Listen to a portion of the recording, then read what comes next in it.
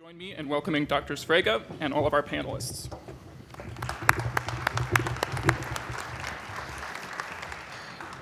Thank you, Nathan. I think everybody can hear us, right? Okay, good. Yes, and as a fellow Fairbanksan, thank you very much. I had the pleasure of working down the hall from Nathan's father. I'm going to let that settle in for a moment. Get older every year, or they get younger. Thank you all for coming to this discussion. We have an hour. We have 7 experts to cover the geography of the Arctic through a security lens. So we have a lot of work to do, and I want to thank you all for being here. Instead of introducing everyone at great length, let me just go down the row here because you know many of my colleagues. General Randy Church-Key, who is a Senior Advisor, Arctic Security Affairs with the new DoD Ted Stevens Center, and we're very happy that that will be here in Anchorage, Alaska. Rear Admiral Jonas Wikström, Defense Attaché, the Embassy of Sweden to the United States. Vice Admiral Michael McAllister, Commander, Pacific Area, U.S. Coast Guard, United States. Dr. Rasmus Lander Nielsen, Head of Center for Foreign and Security Policy, University of Greenland. We're out of order already? Fantastic. That's okay. We're good. We're good. We're going to reel that right back in. Commissioner Neil O'Rourke, Assistant Commissioner, Arctic Region, Canadian Coast Guard. We're out of order, but we're good. Brigadier General William Radiff, Royal Canadian Air Force, Deputy Commander, Alaska NORAD Region, Canada. And Mr. James Montague, Deputy Head Defense Policy and Strategy, British Defense Staff, United States, United Kingdom. Thank you all for joining us today. The panel that Libby just led with the ambassadors was a perfect segue, fortunately or perhaps unfortunately, into this discussion. Ukraine has changed. Russia's invasion of Ukraine, further invasion of Ukraine has changed the landscape, whether we like it or not. Even though the Arctic remains a peaceful, stable region, it surely is not divorced from the rest of the world's troubles. And so this will figure into this discussion somehow, maybe not explicitly, but the issue still is there. So the charge to these leaders has been describe in 3 minutes or so their perspectives and their insight on the security landscape of the Arctic. It was already undergoing change prior to 5 weeks ago. And even though we have not seen increased activity because of Ukraine in the way we might have imagined, it's still in the forefront of everyone's mind. I've asked for some perspectives as they see the security landscape, and I've asked of us to widen the aperture on that discussion, not just hard security, but also the very important component of civil security, our search and rescue, our oil spill, our service to communities, our preparations and preparedness, our interoperability, all the things that may not capture the headlines, but are important to Arctic communities as well. So in 3 minutes or so, each of you, please, I know it's painful, I understand, but in 3 minutes or so, give us your perspective on where we are on the security landscape at the moment. Church? Well, first of all, thank you, Mike, and to my distinguished colleagues. Essentially, we have 6 experts and a Yahoo. So I'm the Yahoo category, and the rest of my distinguished colleagues will have the real stuff. And by the way, Mike's not the only wannabe comedian in the room, so I'm just trying to work my stuff out with you all to see how it's working. My name is Church. I have the privilege of establishing the Ted Stevens Center for Arctic Security Studies, Department of Defense's newest regional center. This is going to be located here in Anchorage, Alaska, and it actually stands on the giant shoulders of the 5 previous established centers, and we are focused the same as other centers regionally oriented to essentially security analysis and research, engagement and outreach. That means both in and around Alaska and Pan-Arctic, and then also in the business of executive education, a complement to what the university systems do in undergraduate and graduate level education. Answering to the question that Mike had quickly, the reality is that all of us will have to say this, so I'm saying at the beginning for all of us, our reflections represent a set of personal experiences and do not necessarily represent the offices to which we are appointed or assigned. So we're all good for the rest of us now. Strategically for us, the security landscape in the Arctic has been changing for quite some time. The hard security problems have gotten much more complicated. We say, and the folks, and I've had the privilege of serving with scientists in the Arctic region for quite some time, although not a scientist myself. They say strategically in the geophysical aspects of the Arctic, what happens in the Arctic doesn't stay in the Arctic, really it affects the northern hemisphere, therefore then globally. The same concerns are there. What happens in lower latitudes may in fact, you may not just stay there, but affect the northern regions. Our concerns are to try to prevent, deter, dissuade, so that doesn't happen. One of the most important bulwarks of that remains, of course, the North Atlantic Treaty Organization's firm commitment to the sovereign territory of the allies. And this, of course, there's a lot of efforts to try to include partners and partner security, but certainly Articles 4 and Article 5 of the Washington Treaty are steadfast commitments of the United States and have been literally since the founding and signing and enactment of the Washington Treaty so many decades ago. Reality for us today is the security equation has changed, and really a tragedy continues to unfold in Ukraine. Our concern, of course, is what happens in Ukraine is sort of affecting the security equation in Europe, and the rules-based order in the European theater is on its head. The concern for us is, will that spill into other regions to include the Arctic? Our efforts should be that within the alliance and the alliance partnerships to prevent, deterring, dissuading that from happening, so that we don't have our situation where escalations will really result in really a catastrophic impact, where we do have a tragedy unfolding regionally, becoming a global concern. Certainly a global concern right now, but not to become a global tragedy. There are so much more to talk about when the areas of the soft security equation. The reality is that security for the Ted Stevens Center is one that's broad and has multiple facets to it. It involves environmental security, civil security, including those aspects of the hand of help, mission sets, the disaster response, and more. The reality for us today within this equation of concerns in the Arctic, it really does take the aspect of convergence, the aspect of partnerships, the aspects of let's think through common problems together, and ultimately networks and solutions matter. I respectfully give the floor to my distinguished colleagues. Please. Admiral. Thank you so much. Thank you, Mike. It's a pleasure to be here. My first time in Anchorage, hopefully not the last. Well, I know it will not be last, but I'll be here in the autumn again. I was very happy yesterday when Mike brought up for lunch the 7 Seas. I can't name them, but I don't know what he said about the 7 Seas.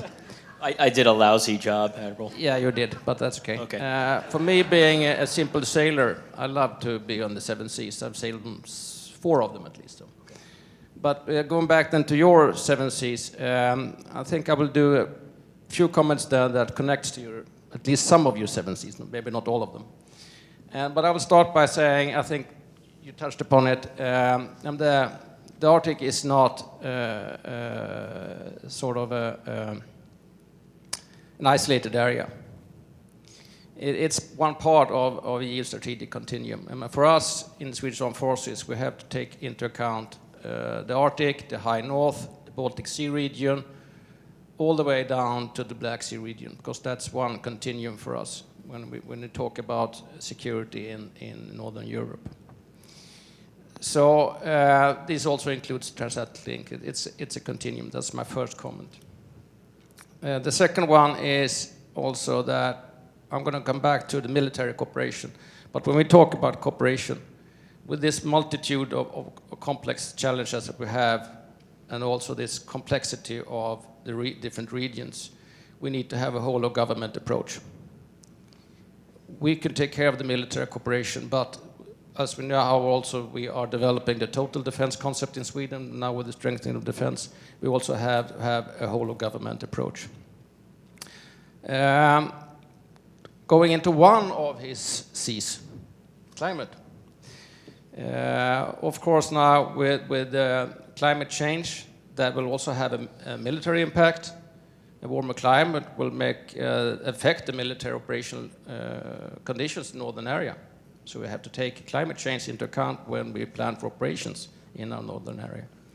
And also, of course, with the melting ice, new sea lines of communication has implications for trade, implications for environment, of course, but it also has some military impact if we now want to make sure that we respect and promote the national law and ensure freedom of navigation.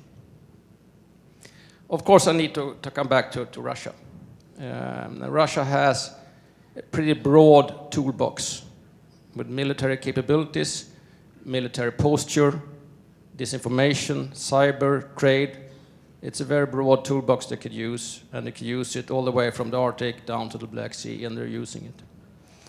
So we must develop the tools for deterrence and defense to counter their actions. But on the same time, we also have some common areas like search and rescue, make sure that we don't have incidents, military incidents, but also avoiding accidents.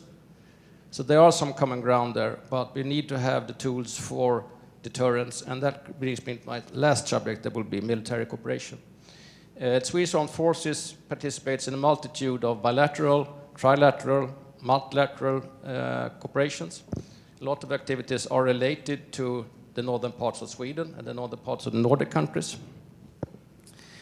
And I could elaborate on that later on perhaps, but all these activities, being exercises, training, research and development, capability development, but they have different functions. Of course, they have what we call a threshold effect.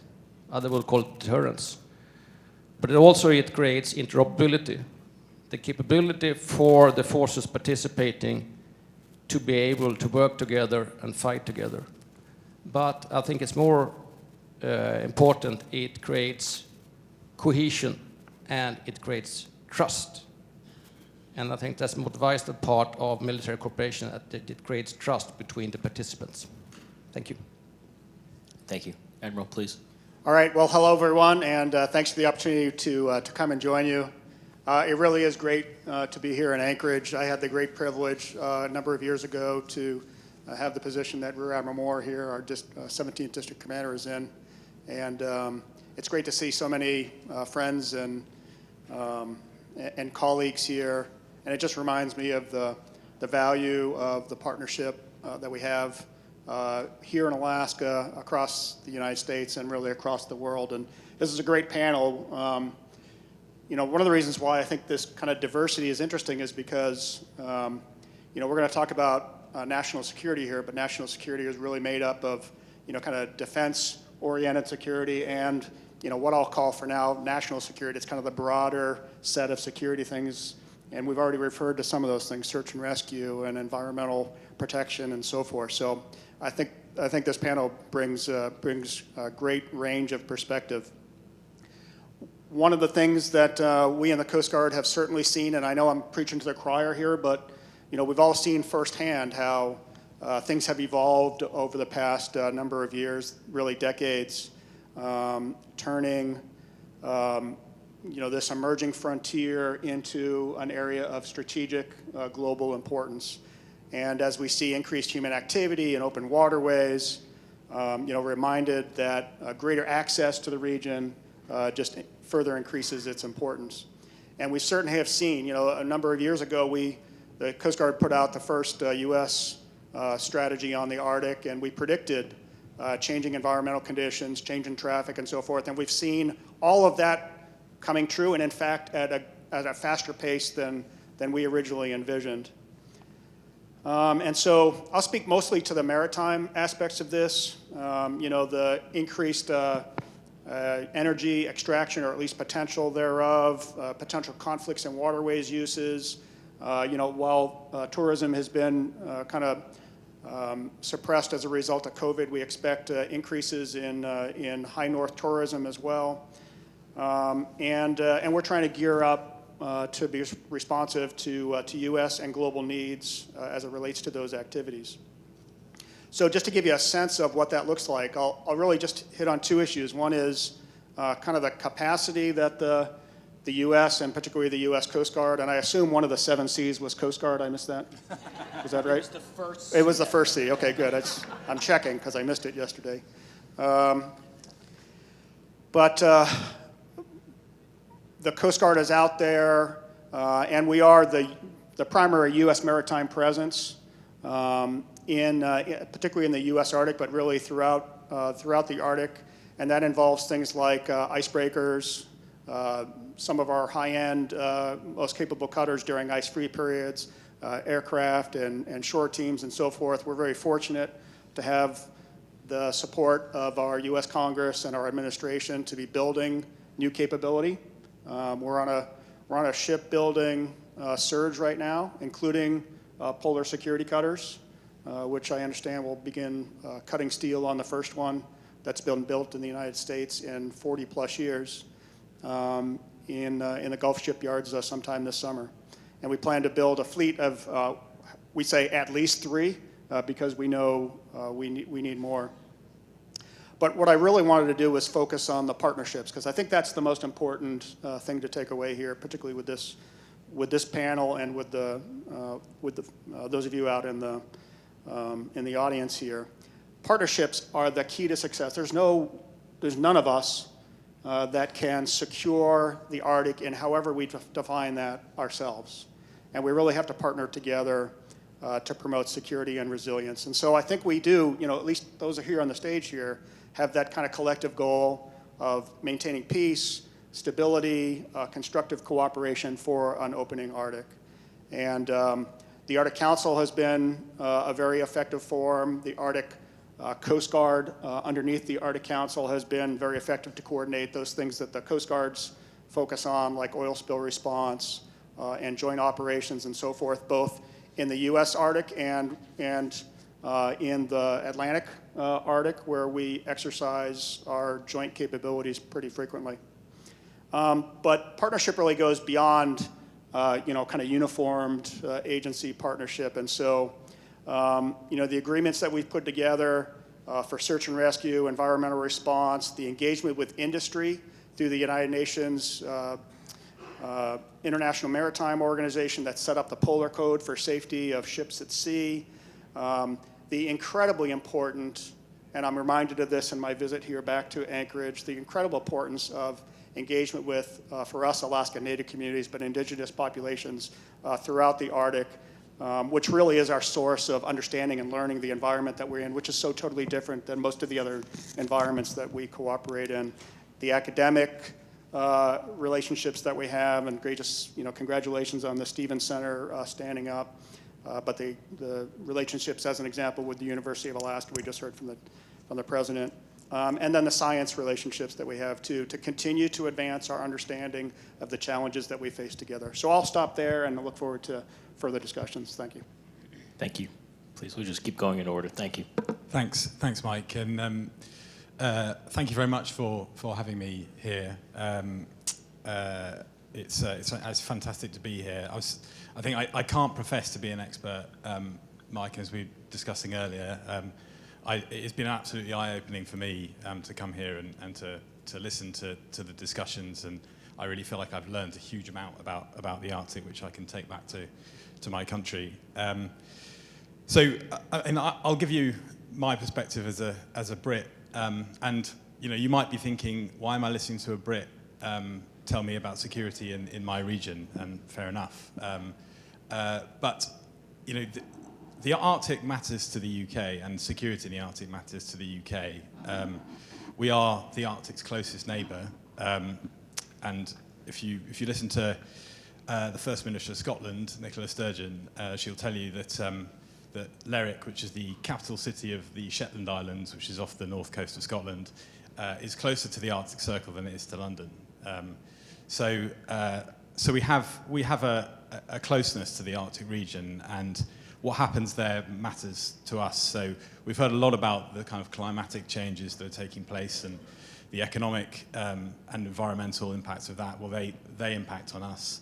And some of the security dynamics, they also impact on us. And we have a particular role in the UK within the NATO alliance to defend the Northern Atlantic, particularly the Iceland, the Greenland-Iceland UK gap.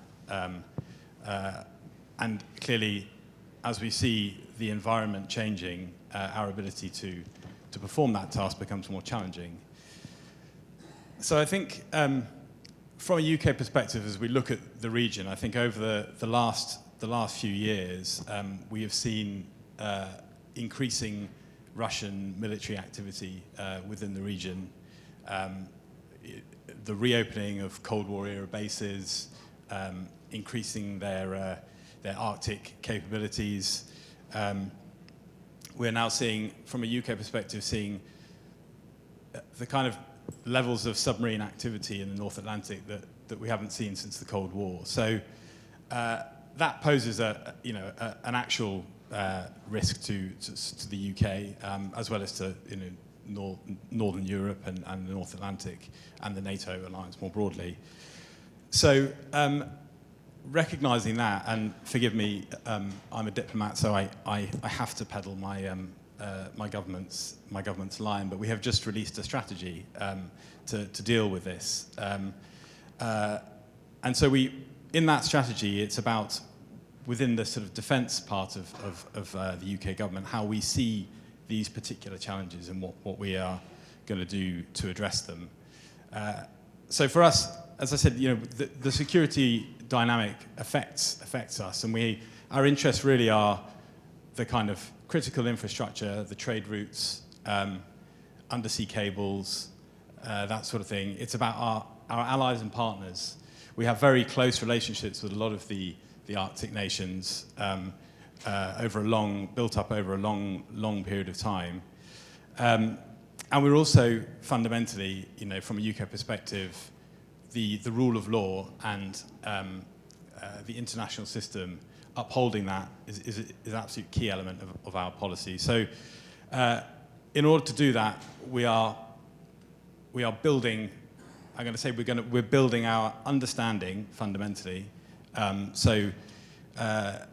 Investing in the capabilities that will help us to understand the situation more effectively, whether that be through coming to things like this, talking to our allies and partners who understand the situation better than we do in many cases, but also some of the sort of the capabilities, the scientific capabilities to understand what's going on with the climate. The second bit is really kind of building our capabilities, and that's really about investing in our people and our kit and equipment to allow us to operate in the Arctic in support of our allies and partners on a more frequent basis, training and exercising with those partners, and building those intra-military links. And then the third one really is about partnerships, and I absolutely echo what my colleague here said, that partnerships are absolutely key to maintaining security in the Arctic region. And from a UK perspective, that's the only way we see that we can operate. And so we are really investing in those partnerships, and particularly NATO remains the kind of core of our defence and security, but we are through other organisations and other alliances finding other ways of bringing partners together, particularly the UK-led Joint Expeditionary Force, which includes a number of the Arctic nations.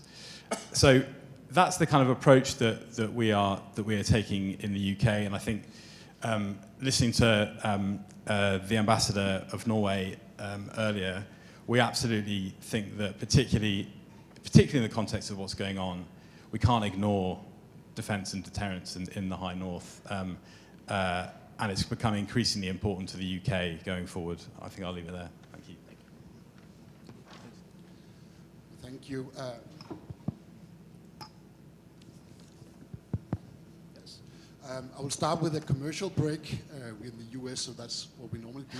Just to say that in November of last year, we opened a research center, Nasifik, which in Greenlandic means an outlook post or outlook point, meaning that we from Greenland look at the outside world, and that's the first time also to have the knowledge base in Greenland enhanced. And I'm happy that church are very close to opening a center, because I think it's really, really important that we have foreign policy, security policy, defense policy analysts from the Arctic, not just to give voice, which is important in itself, but also to have other perspectives on security policy in the Arctic.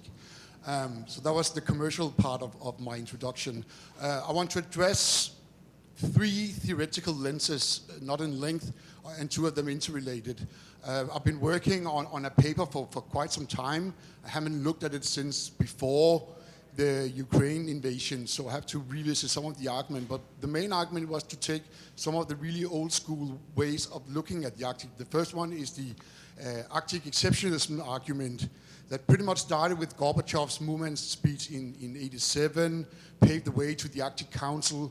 The argument is that the spillover effects from conflicts elsewhere in the world are not too bad to the Arctic. We saw in Crimea there was a couple of the fora which were we were addressing Arctic, also low-level military issues. They got either the Russians weren't invited or they were dead. But we also had like the Arctic Coast Guard Forum, which continued. The Arctic Council, the spillover effect weren't too bad in terms of that.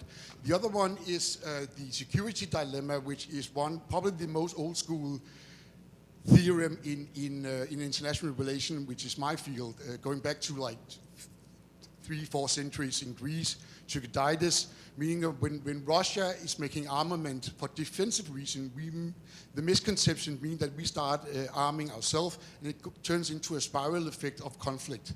And we've been saying for the last couple of years that the Arctic exceptionalism is maybe not dead, but it's been in dire straits for a while, and we're turning into something like the security dilemma. Now, what happened in the last couple of months, meaning that we are on a much higher level of conflict that's been in a very long time in the Arctic, and that is scary by itself. But the paper I was working for pre-Ukraine was actually to look at this as a continuum, because neither the Arctic exceptionalism nor the pure conflict models are really good at explaining the Arctic. So been trying to do some modeling on how we can look at this as a continuum, and now we are on the end of the continuum in many ways. Well, we should, most of the work on the security dilemma in the Arctic is also how to mitigate some of the problems, where the Arctic Council has been really, really important, but that is on pause. And just to turn in a third angle that I think is really important also for Greenland. So we have the security dilemma, but we also have the alliance security dilemma, which Snyder presented in the mid-80s, meaning that for Greenland, we have the security dimension, that's the US, but we are not really, the trade relation with the US is really, really low, which may come as a surprise for most of you, but we are exporting quite a lot of fish to China. But the problem in the new world that we're looking into is that some of these economic trade relations are going to be cumbersome because we have the security dilemma over-trumping. We could look into a new Iron Curtain where we see at what is happening in the UN Security Council, who's voting with who. We might look into another world, and this could be really problematic for Greenland. If we take out the export to China, then we will have a really, really big problems. And again, that turns me back to my commercial part, that for this to come, I think we should have much more research from the Arctic, for University of Greenland, Ted Stevens Center, et cetera, and that is vital to understand what we're looking into in the next couple of months, next couple of years, next couple of decades. Thank you. Thank you.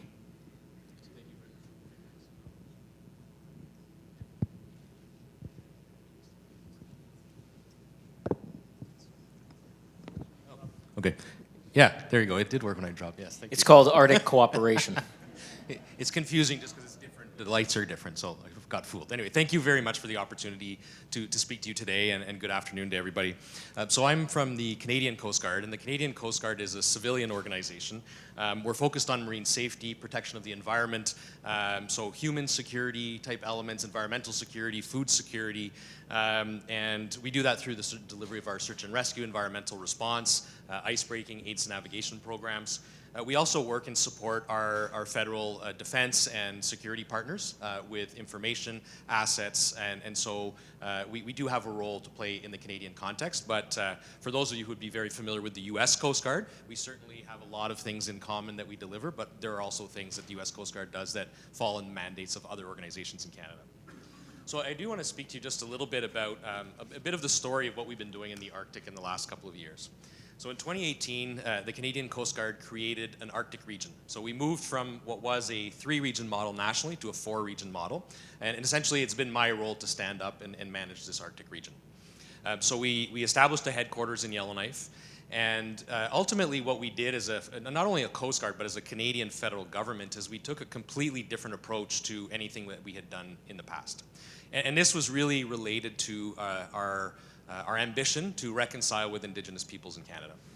And so instead of, as perhaps we might typically have done in the past, announce that here's the boundary, here's how we're going to do things, the only thing we announced was that we were going to create an Arctic region. And we then worked very closely with Inuit, First Nations, Métis, and territorial partners, as well as industry, but really focused on that relationship with our Indigenous peoples to understand, what boundary did they want to see? Did they see themselves as part of an Arctic region or not? And then what are the priorities? What's the vision for the future when it came to working together, to collaborating? Because what we've established is not a one-off kind of engagement to get opinions, but really a structure that allows us to have a continued dialogue, learning from each other, and continuing really in partnership to deliver on these security pieces in Canada. So just to give you a bit of a sense, the boundary that we announced a bit more than a year ago now stretches all the way from the border with Alaska all the way to Greenland. It goes to the North Pole because you may be familiar that all of us have responsibilities beyond our exclusive economic zone to provide search and rescue and environmental response services that far north. And then it goes as far south as James Bay and Hudson's Bay, because for us and for Inuit and for other northerners, the water's all interconnected, and there was just a logic there. So to give you a sense, the region that I manage is roughly the size of the lower 48 states and has 84 communities, just about all that are either primarily or mostly Inuit, First Nation, or Métis. One of the things we did as well is we worked with Inuit to establish an Inuit Nunangat Governance Committee. We're also the first time in the Canadian federal family where all of Inuit Nunangat, which means the Inuit homeland in Canada, is all part of the same region. So typically it's kind of divided up amongst provincial and territorial boundaries, which leak into how we divide ourselves and organize ourselves federally. So again, this is something very important to Inuit and something that we're very committed to moving forward. So we do have this committee in place, and we're continuing to work on a collaborative model with the First Nations and Métis. So we've done a lot of work. We've also kind of worked on incorporating Indigenous knowledge into our operations. We worked internally to realign our resources and our concept of operations to have a fully functioning region from the north that's managed from the north. And we've created new jobs in the Northwest Territories and Nunavut in doing this, with an ambition to do more, specifically knowing that there's what we think is a great match between people in the north who are natural mariners and a Coast Guard that is operating in a global environment where we have a dearth of sailors and we're looking for skilled staff. And so there are barriers to this. We're working through those, but we certainly have ambition to see that through and see big improvement. And while we've been setting up and establishing all this, we've also received historic investment from our government with regards to the renewal of our fleet. Like many Western countries, we have an aging fleet. Many of our vessels are past the original planned retirement date. But at this point in time, we have commitment from the Government of Canada and funding to build 26 new icebreakers. 16 of these are going to be multi-purpose vessels that will be used in the north and south of Canada, but they will all have a light icebreaking capability. We're going to have 2 Arctic offshore patrol vessels, which are going to be a continuation of the same platform that the Navy is has started to receive in service right now. We're going to have 2 polar icebreakers, which will be, I guess, similar to the polar security cutters that we've been hearing about. And finally, 6 what we call program icebreakers that are, roughly kind of a medium, perhaps a bit heavy icebreaker that will replace the workhorses in our fleet today. But ultimately, the Arctic's about people, and I just want to kind of talk a bit about that. So for us, it is very important that Inuit, First Nation, and Métis have a voice. And we're very mindful that, with the pause of the Arctic Council, that voice has, well, I won't say it hasn't disappeared, but there's an avenue that's been cut off a little bit. Now, that being said, we work very closely with our northern partners. We try and bring that voice to domestic and international conversations, but I think it's very important that that voice is heard directly. We play a leadership role internationally as well. Under the Arctic Council, the Canadian Coast Guard is the international chair of the EPPR working group. And my team supports one of my colleagues in Ottawa who up until recently, that was her full-time job. At the same time, I'm the head of the Arctic Coast Guard Forum Combined Operations Experts Working Group. So again, I'm the international chair right now. We too, like the Arctic Council, are on pause, and in fact, I've mentioned to many, I'm happy to be here this week, but I wasn't supposed to be. I was supposed to be in Russia having our annual principals meeting. But things have happened, of course, with the invasion. And ultimately, I would just say, that Arctic cooperation for us is critical, and how that advances, is to be determined. I think there's a lot of conversation all the rest of today about some of those issues.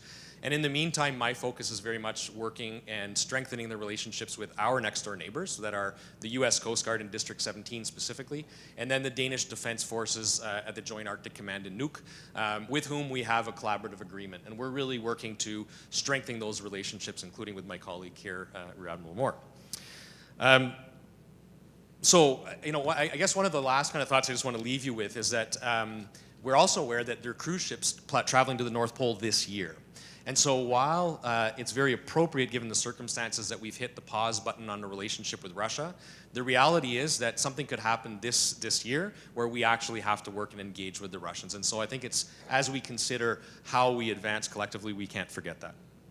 So in conclusion, the Canadian Coast Guard feels that we have the building blocks in place with investments in the fleet of the future, an Arctic region that is 100% focused on Arctic issues and operations, a a team that's in place in the North, formalized collaboration with Inuit partners, and work progressing well with First Nations and Métis. So we continue to monitor the environment, the changes, including ice conditions beyond our exclusive economic zones for the reasons I mentioned earlier, and ultimately looking at vessel traffic that has an interest in transpolar routes in the future, as well as cruise ship traffic that is interested in exploring new places. So it's keeping us all busy, and just a little bit of insight into what we're doing in the Canadian Coast Guard context in the Canadian Arctic and internationally. So thank you. Thank you. General. Well, I have the unenviable task of going last on a panel of really smart people, and I'm just not very good fighter pilot. So had I known we were going to do it in the order we sat down, I would have taken Church's seat. And I would have been much better off.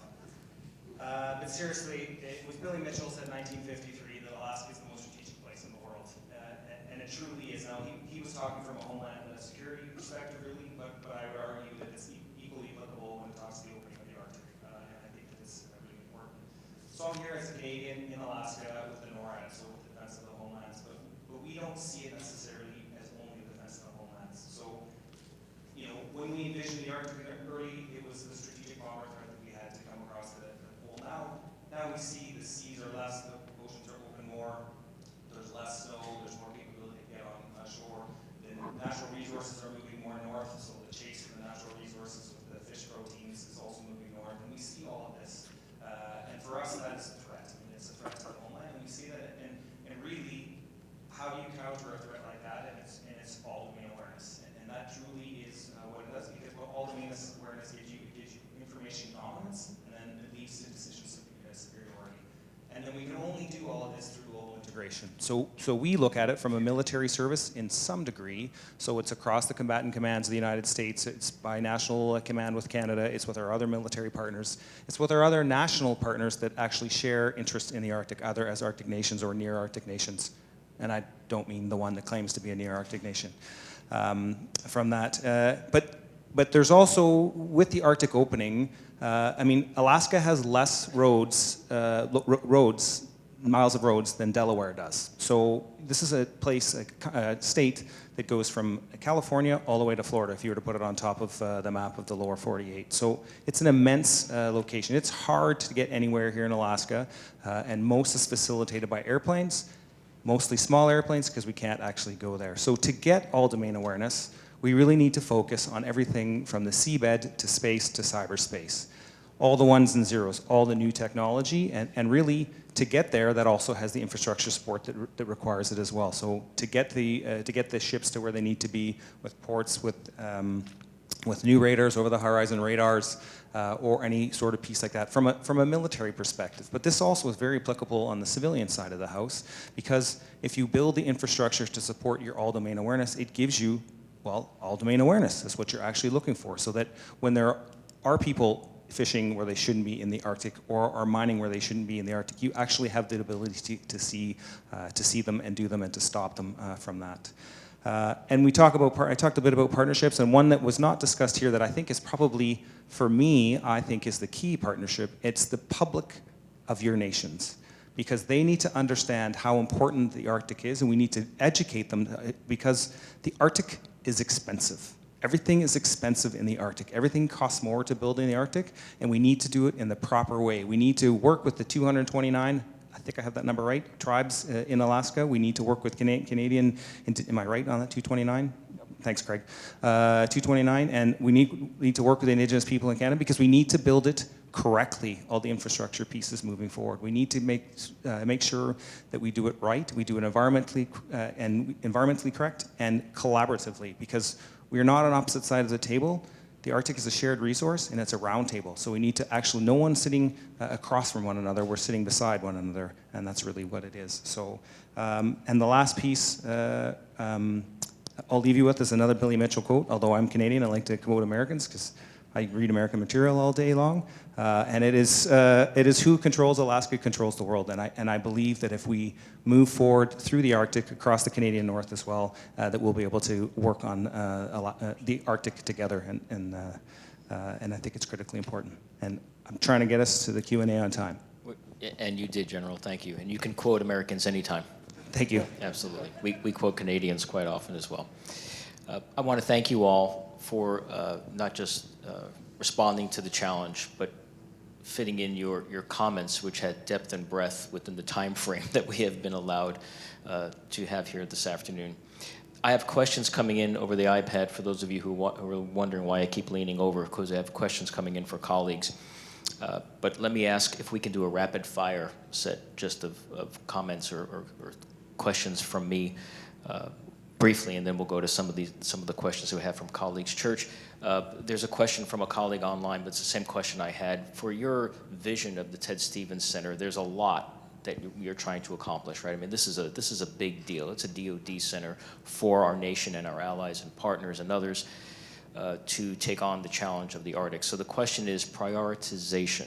What will be the prioritization of the Ted Stevens Center in terms of the content, the types of activities and programs that you will push out, not by number, but perhaps by theme? Okay, great. That's a great question, and thank you for that.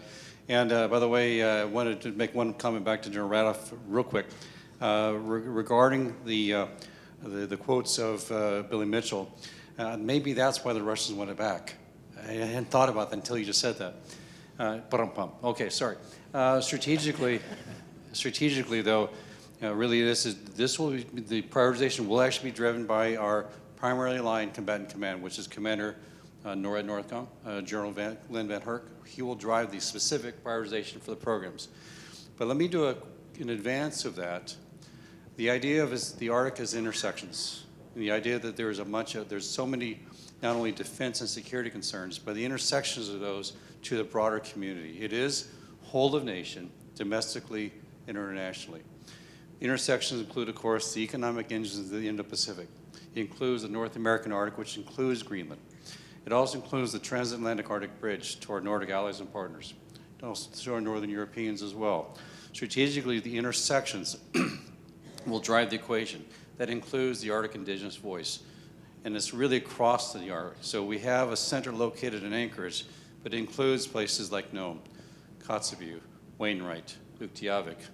It also includes, by permissions, places like Camden Bay, Alert up on Ellesmere Island, Nuuk in Greenland, Åkeri, Iceland, Sortland, Norway, Tromsø, Norway, Rovaniemi, Finland, and we got a good place in Sweden. I haven't figured one out yet, but over to you for that, sir. Strategically, though, it's a place of convergence, guided by people who've been in the Arctic since time began. Concerns of the Arctic practitioners, learning from the community of science, and realistically listening to the folks who actually are on the ground, seeing the local place-based concerns that are driving the security equation locally at fine scale. It also includes, lastly for me, the concerns of where policymakers and practitioners intersect. The folks who actually execute that policy is important. They have to be in the business of understanding the policy aims. So it's a place of convergence that is really guided by those intersections. At the end of the day, from my vantage point, if we have the intersections right, great. But it will be guided, though, by innovation and experimentation, so that if it's not right today, that's fine. We'll get it right tomorrow. Back to you, sir. Thank you. Admiral Wickstrom, you wanted to follow up on a comment before, so let me allow you to do that. Well, it was part of your opening remarks. You said you'd like to come back to something. Let me allow you to come back to that. Okay, I thought you were going to ask me on my views on possible Swedish membership in NATO, but okay. Well, now that you brought it up. No. I was trying to avoid placing you in this. Sorry. Please continue. No, that's one has gone already. So now I just want to deep dive a bit into when they talk about military cooperation. I mean, you're doing commercials over there. I can do commercials as well for the Swedish Armed Forces. I mean, we now have an 80% increase in defense spending from 2014 to 2025. The Swedish government has recently pledged also that we will reach 2% of GDP as soon as possible. And that expansion of Swedish defense resides on a three-legged stool. The first one, of course, is modernization, expansion of the capabilities of armed forces. Second is the total defense. And there comes the military cooperation with the civilian side in Sweden, that we make sure that we have resilience in society. That's very crucial, that we have a better resilience in society. So that comes the sort of total defense concept, which is part of the whole of government approach. Especially in the north, we have resources, critical resources up in the north. We have the hydropower, we have the mining industry, we have the Kiruna Space Center, but it's sparsely populated and had a very weak infrastructure, so we need to have resilience and defense of the northern parts. The third leg, of course, is military cooperation. And when it comes to the Arctic, we have the Arctic Security Forces Roundtable. I think that's up in a couple of weeks in Fairbanks. And we also have then to try to explore and increase our common understanding. We also have some initiatives with the US, and that is one started together with the National Defense University, and it's conducted by the US National Defense University and the Swedish National Defense College in cooperation with the Swedish Armed Forces. And it's with the Institute for National Strategic Studies, and it's about integrated deterrence and competition in the Arctic High North, which could be interesting. And also, going back to one of the 7 Cs, climate, with the Center for Climate Security, we're going to initiate a study also on climate change and security. That's just a few examples of military cooperation. Thank you. Thank you. Admiral McAllister, I have to ask this one. For those of us who've tried to communicate nations' intentions in the North, a while back I came up with a game analogy. And not being pejorative, that for Russia, their lens is, it's when you think about a game, they're playing the game Survivor, right? I mean, aside from Ukraine, this is oil and gas, declining demographic, in a lot of ways of declining superpower, and they play the game Survivor. For China, it's a different game. That game is the game Go. It's long-term, strategic, surround your adversary, influence the game board. For the United States, not being pejorative at all, we play the game in some ways, the game of Twister. And I don't mean that in a pejorative manner. Thank you for smiling, Admiral. And that it's meant because we are a global superpower and we are everywhere. And it is really hard to be everywhere and be everywhere good. And presence is influence. And so for the area that you have an incredible responsibility for, how do you prioritize and allocate the assets that this nation, the United States, is asking you to allocate to the Arctic, which is another circle on that twister pad that we all know and love, but for you, it's a significant allocation of resources, time, and energy? Yeah, I guess so that's a complex question, but I think it actually has a fairly easy answer, at least from a Coast Guard perspective.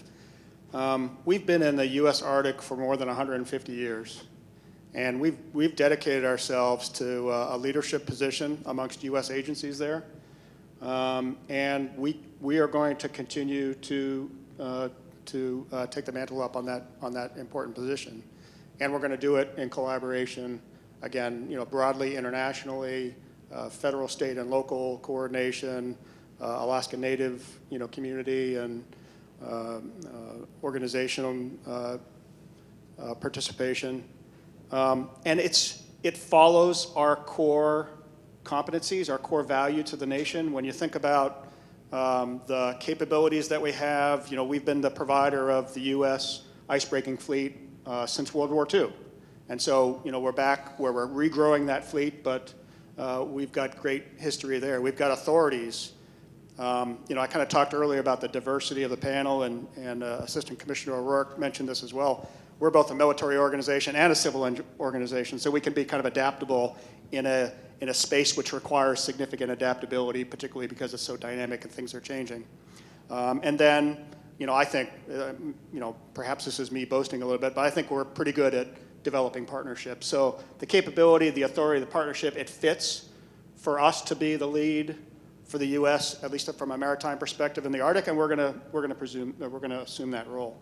Now, you're right. We have a lot of different, competing calls for our attention. I'll just mention one as an example. The White House released an Indo-Pacific strategy just within the last month or so, and the U.S. Coast Guard happens to be the only U.S. agency specifically mentioned in the strategy, and we're mentioned a number of times. So I'm going to continue to get pulled in other places, but make no mistake about it. Our commitment to the Arctic is strong, and we'll continue to be that leader. Thank you. I have a question for our British colleague from the UK, and that is, how do the people within the UK view this new this new Arctic policy that incorporates the Arctic when they might see other priorities coming first?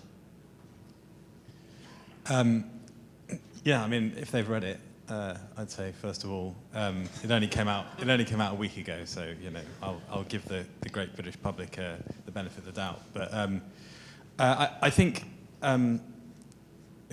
we've been quite clear in the UK for quite a long time that we view Russia as the most acute threat to the UK and to European, Euro-Atlantic security. Their behaviour over a number of years has led us to that conclusion, both in terms of their kind of destabilizing activity in Eastern Europe, but also elsewhere in the globe, to poisoning people on the streets of Salisbury in England.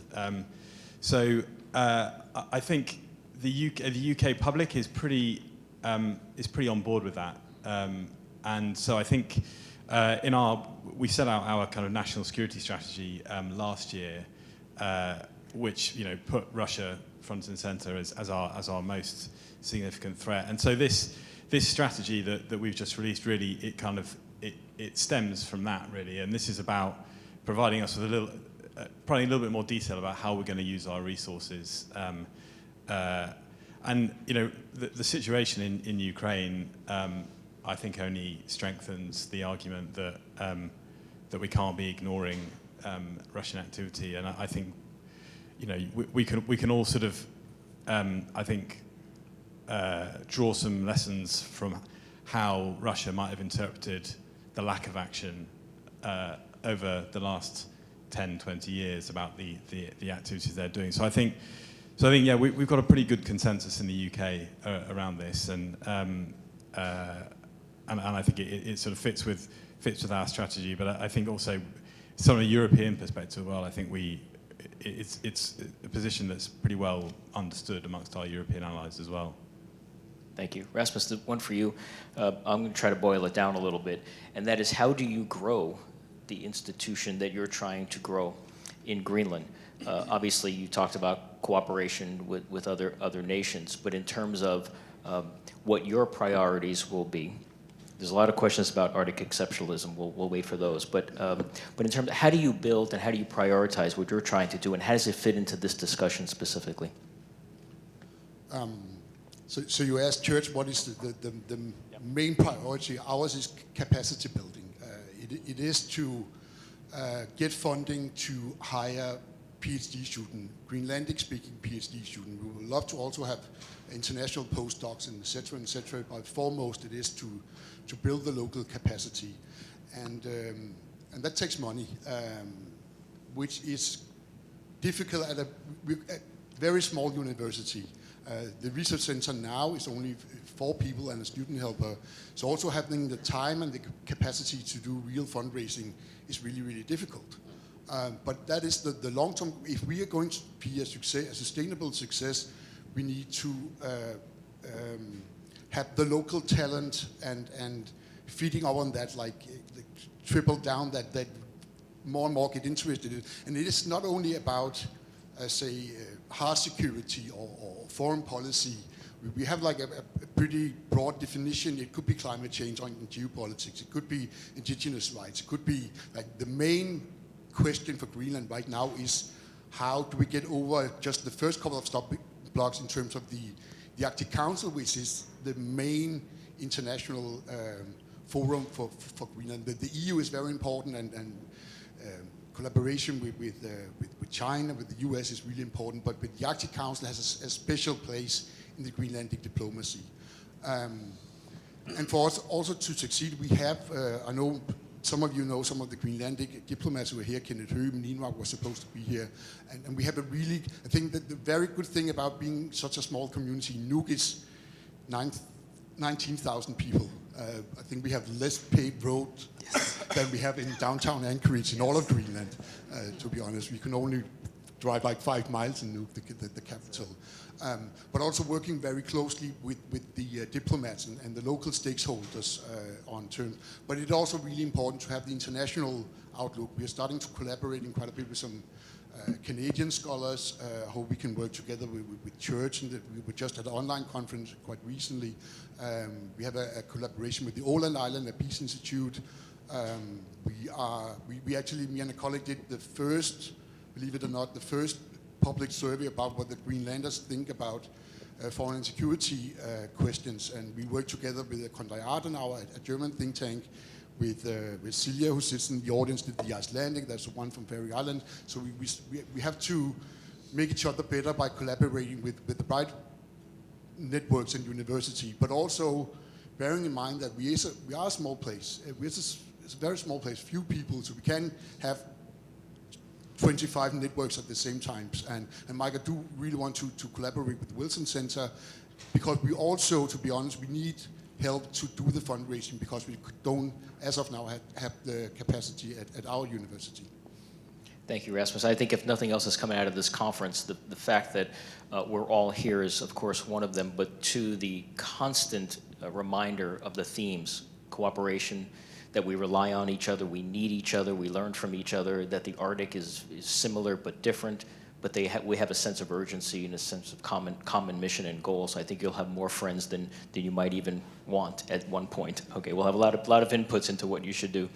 Commissioner, a follow-up, I'm going to try to condense the question, and that is, it was noticed by colleagues that the framework released by Canada for their Arctic policy and framework, it was very purposeful. It was very purposeful to include and be led by First Nations, and that has permeated a lot of Canada's DNA now about not just the Arctic, but as a nation. And the question really is, did that really permeate into what you explained earlier, which is it really that much a part of what you are trying to do, this connection to the indigenous knowledge, connection to First Nations, and the fact that it wasn't just put on a piece of paper, that it's actually a functional part of your day-to-day work? I condensed down a lot of question on that, but I wonder if you can respond to that. Pick whatever thread you'd like on that one. Sure. Maybe I'll start with the development of our Arctic and Northern Policy Framework that you're referring to. And yes, it was, again, it was something that was done, I think, in a different way. Sometimes people ask the question and say, okay, well, great, there's a framework, but what does that mean, and what are we doing about it? From my perspective, it is direction to all federal departments in Canada as a starting point of how we're going to go about our business. And of course, from a Coast Guard lens, we worked on it. We were a full partner. I was very much part of that as well on the federal side. But we have to, I think, interpret and go through and understand the different threads and elements in the policy and the framework and how that applies to Coast Guard business. And that it's our responsibility and my responsibility ultimately to make sure on behalf of Canada that we're doing that. The other thing I would note is that, I didn't talk about it earlier, but there are a lot of land claim settled land claims in Canada. Many places there are not.